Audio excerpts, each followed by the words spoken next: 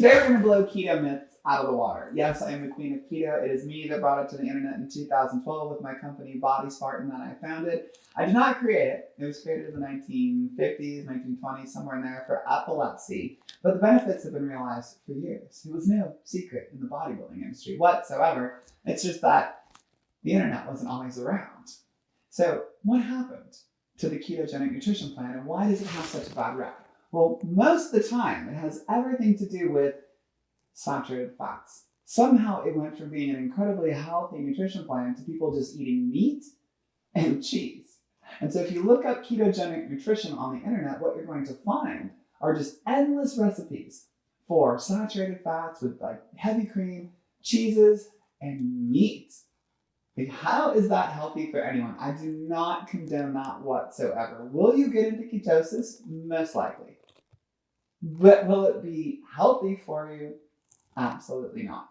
So what I do with keto, and to keep it healthy, I've been in keto for over 15 years, consistently, nonstop. My blood panel, my CBC, is right down the middle. It's absolutely perfect. I have no issues whatsoever. All of my enzymes, my liver enzymes, my kidney enzymes, everything perfect. Triglyceride panel, perfect. Cholesterol, perfect. Now, that being said, why? And it's because when I do ketogenic nutrition, I use lean protein sources. So if you are eating meat, I prefer lean cuts rather than the saturated fats. And then what I do with carbs is I remove refined carbs, refined sugars, but I replace that with green cruciferous veggies. And for myself personally, because I do so much cardiovascular exercise, I still I'm able to get other types of vegetables in. So I'll have bell peppers, I'll have a small amount of mushrooms, I'll even do onions.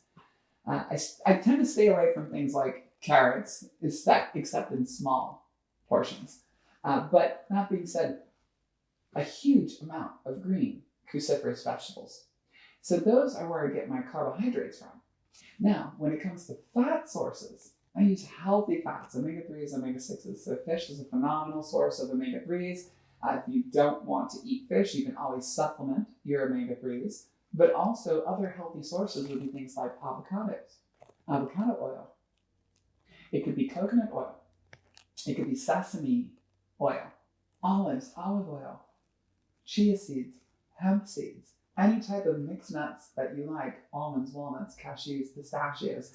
I like to have nut butters as well. I use Nutzo, N-U-T-Z-O, quite a bit. They don't pay me, they don't sponsor me, but I use that one quite a bit because it's really tasty. And it's healthy. And the sodium content is very, very low. So here's what happens. Once you enter ketosis in this manner, there's an incredible amount of benefits for health. Your LDL cholesterol will drop. Your HDL cholesterol will raise.